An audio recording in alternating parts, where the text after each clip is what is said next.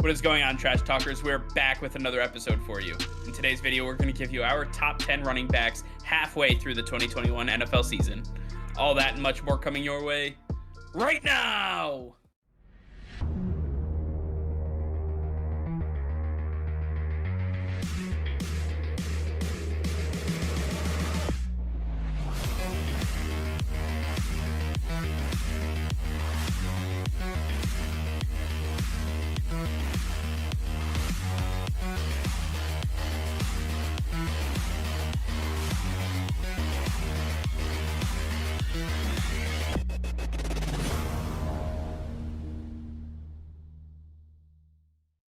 Hey Trash Talkers, over 85% of you are still not subscribed to the channel. Please be sure to hit that red subscribe button and turn on notifications, as it will help us create more daily content for you. Thank you and enjoy today's video. Alright Nick, we are halfway through the 2021 NFL season, and it's a good time to reflect on the football that we've seen so far and give out the accolades that a lot of these players deserve. And today we're talking about running backs. I want to talk about the top 10 running backs that we have in the NFL this season. And I want to start off with some notable mentions that, you know, for better or for worse, are not going to be on today's show. We're talking about Derrick Henry. Obviously, with his injury, he would have been number one and number two with how great he was this year. But with the injury, he has to come off the list. Darrell Henderson didn't make the cut. Christian McCaffrey, with his injuries, wasn't able to make it. Josh Jacobs, just a little too inconsistent to be in the top 10. James Conner, he has had some flashes of greatness, and while he has the rushing touchdowns, he just doesn't have the yards. The offense isn't predicated around him. And then David Montgomery, with everything that he's shown, all the injuries that he suffered, is definitely hindering him from being on this list. So some big names that we're missing here, but I want to start off with number 10. Nick, who is the number 10 running back through 2021? Yeah, so there's quite a few new faces on this top 10 list, but at number 10, we have an old face, Austin Eckler, the Los Angeles Chargers running back. Look, this is exactly who we expected Austin Eckler to be if he could stay healthy. He's been healthy all season long, and he's been incredible. The Los Angeles Chargers look incredible with him, and he adds such a different element to this team than they do without him. What Austin Eckler can do in the receiving game and the run game is incredible, and he's equally good at both.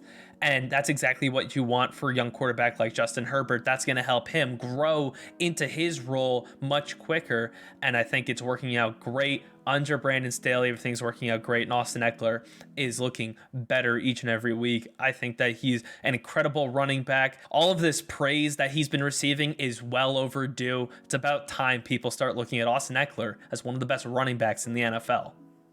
I'll admit it. I was not a big Austin Eckler fan entering the season. I just wasn't high on him, but he's definitely proven me wrong, and he's actually stayed healthy for once, so I think that has a lot to do with it. But at number 9, we have New England Patriots running back Damien Harris. Damien Harris not only took over the number 1 running back role, but he forced Sony Michel out of the building, and he has done it with a lot of turmoil behind him. Brandon Bolden, J.J. Taylor, Ramondre Stevenson, a lot of turnover there, not really a lot of consistency. James White was there for just a couple of weeks, and then he got hurt. Overall, Damien Harris is one of the best running backs in the NFL. When you take a look at it, Damien Harris has 547 yards rushing, 7 touchdowns, 11 receptions, 63 yards receiving, and he's doing it all on the back as the number 7 overall running back with carries, and just really being the bell cow that the Patriots needed. They used to go with a running back by committee approach, but they found a guy who can take the bull by the horns and actually run this offense. I like what Damien Harris has brought to them. He has been a stabilizing force on this offense, really helped out rookie Mac Jones. I like Damien Harris, and that's why he's number 9 on this list.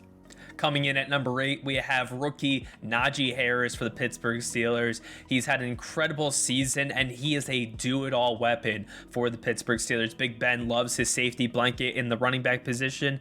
And look, I said that he might be the next Le'Veon Bell, the 1,000-yard receiver and rusher. And guess what? He's well on his way, because right now Najee Harris is getting over 20 touches a game, and he is showing that with the ball in his hands, he's able to do incredible things. And Big Ben is just checking down to him left and right. That's exactly what you expect in this offense, and that's why they drafted him in the first round. They knew what he was capable of. He may not be Derrick Henry with the power, but he is one of the most versatile weapons in the NFL. He's going to continue to be one of the best running backs, not only in the AFC, but in the NFL. And the Pittsburgh Steelers definitely have a piece they can build around for the future. At number 8, we see Dalvin Cook enter the mix, and Dalvin Cook should honestly be higher on this list. The problem is that he's missed some time with his injuries, and just honestly Mike Zimmer holding him out at times where he didn't need to be held out. So he's lacking in carries and touches from that. So we had to take him down a couple of pegs. But when you look at it, 554 rushing yards, 2 touchdowns, 15 receptions, and 85 yards receiving. Not bad. I mean, that is good enough to be RB7 through the NFL, and that's why he lands at 7th on our list. It just makes sense. With the total touches, though, he's actually behind a lot of other players like James Conner and Aaron Jones and Darrell Henderson, who honestly he might be better than. So at the end of the day, I think I need to see more from Dalvin Cook to move him up the list, but he is one of those guys that is an absolute stud for your offense. He has helped offset Kirk Cousins in this passing offense at times where they were struggling. He has been the bell cow that they have asked him to be. And with Alexander Mattison now murking some carries away from him, he's still putting up insane yardage. I love Dalvin Cook, and I think he is a top back in the NFL. Coming in at number 6, we have Dallas Cowboys running back Ezekiel Elliott, who definitely had a slow start to the season, but after the first couple of weeks, he definitely picked it up. Mike McCarthy giving him a lot more touches, and we saw just how explosive Ezekiel Elliott is this year. He lost a few pounds, and it's definitely showing. His ability to cut and make defenders miss is incredible. He looks like he did in his rookie season. Ezekiel Elliott is killing it, and he's a big part of why the Dallas Cowboys are having so much success right now. Without a solid run game, they have no pass game, and I believe that Ezekiel Elliott is proving once again that he is one of the best running backs in the NFL. At number 5, we see Alvin Kamara come in, and Kamara, he's been a little quiet this year. Usually one of the top 1, 2, or even 3 running backs in the NFL, especially with what he can do in the receiving game. But Alvin Kamara, he has been the only guy that the New Orleans Saints have on their offense. Not much he can do when they're stacking 8, 9, 10 people in the box and saying, yeah, go run around all of those guys. Good luck. That doesn't happen. Alvin Kamara has made the most of his opportunities with 530 rushing yards, 3 touchdowns with 32 catches, 310 yards receiving, and 4 touchdowns also through the air. He's been one of the best players. He's had the 4th most amount of carries, and overall just one of the biggest workhorses that you can find in the NFL. Alvin Kamara is a guy that the Saints are going to be building around for years to come. They have to get Jameis Winston to really focus on himself so they can open up Alvin Kamara even more. I like Kamara. He finds himself at number 5. Coming in at number 4, we have Packers running back Aaron Jones.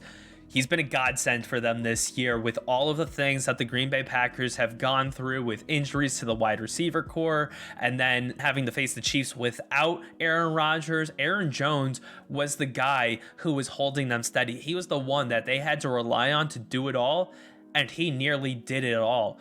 Aaron Jones was able to do it in the running game, in the receiving game. There isn't something that this guy can't do, and that's why they paid him so much money, because they knew what he was all about and what his value truly is. He's definitely paying dividends right now. He is definitely performing above his standards, above where a lot of people had him this year, and that's why he finds himself here at number 4. At number 3, we see Nick Chubb of the Cleveland Browns enter the fray. Nick Chubb could be the RB1 right now, but he missed some time, and you have Kareem Hunt, Demetric Felton, and even Dearness Johnson murking carries and just overall touches away from him. This is a run-first offense, and Nick Chubb is doing just that. He is running and running and running all over the competition. 721 rushing yards, 6 rushing touchdowns, 8 catches for 69 yards. Nice. Also, you know, he's just one of those guys who leads in touches year in and year out. 120 carries. He has definitely taken on his fair share of the load for this offense. And without Nick Chubb, this offense for the Cleveland Browns would probably put up no points. I mean, honest to God, I don't think there is much more that he can do to spark some sense of offense into this team than he has already done. Baker Mayfield needs to turn himself up to alleviate pressure off of Nick Chubb and allow him to do the things that he does best. Overall, Nick Chubb, number 3 on our list, and definitely could be number 1. And coming in at number 2, we have Joe Mixon, Cincinnati Bengals. Look, Joe Mixon, he seems to get injured early in every single season, and he's out for the entire year. And then we forget that Joe Mixon is an incredible running back. And now we see him fully healthy and what he's able to do. And it's impressive to see now that he's playing how well this offense is doing, how well the team is doing overall. And we see Joe Burrow able to work even better, because when there's a solid run game with Joe Mixon in the backfield, then the pass game opens up even more. He is a complete game changer for the Cincinnati Bengals, and he's showing his true worth. He might be the second most valuable running back in the NFL to Derrick Henry. Joe Mixon comes in here at number 2. And at number 1, the guy that you guys all thought would be here, Jonathan Taylor of the Indianapolis Colts. Jonathan Taylor has been absolutely phenomenal. On 140 carries, he has 821 yards, the most amongst active running backs in the NFL. 8 rushing touchdowns, 23 receptions for 293 yards through the air with a touchdown to boot. Jonathan Taylor is the best running back in the NFL this year. Obviously, as we talked about, no Derrick Henry on this list. So Jonathan Taylor takes that role over and he is just running with it. And at this point, he is the best running back that you can ask for. He's also offset by Nyheim Hines and sprinkle in just a little Marlon Mack here and there. But nonetheless, he is offset by other players that are full caliber and can do the job, and he's still putting up these kinds of numbers. So when you take a look at the Nick Chubbs and the Ezekiel Elliott's and Dalvin Cooks, who are also being offset, he's doing that much and much more. So at the end of the day, Jonathan Taylor is one of the best running backs that we've seen in a long time. He is a phenomenal athlete who can do it in both the rushing and the receiving game. He looks like the new Alvin Kamara, especially with this Indianapolis Colts offense where Frank Reich is utilizing his running backs well. Carson Wentz is fully into this offense. Jonathan Taylor has been able to alleviate a lot of pressure for them. I like what Jonathan Taylor has brought this year, and I think he's going to continue to produce. He could be close to a 2,000-yard rusher when it's all said and done. I mean, don't forget, in college, he had back-to-back 2,000-yard rushing seasons. This is nothing strange to Jonathan Taylor. He is a second-year player, and a lot of people gave him some crap for not doing that great in a Phillip Rivers-led offense. You can't expect much from a rookie in that situation. And now you see Jonathan Taylor fully coming into his own in year 2, getting back to his college ways. This is going to be Jonathan Taylor for the foreseeable future. He's going to become one of the strongest running backs in the NFL as Derrick Henry and Nick Chubb age, Dalvin Cook. Jonathan Taylor is in his prime. He is playing at his best, and he's going to be there for a long time. So Jonathan Taylor being the best in the league, get used to it. Yeah, well, I want to hear from you guys now. Let us know in the comments down below what you think of this list. Who do we have too high and who do we have too low? Let us know in the comments below. All right, well, that's going to be all for now. Thank you all for watching. Be sure to like this video and subscribe to the channel if you haven't already. Hit that notification bell. We go live every single day. That'll be all. Peace and love.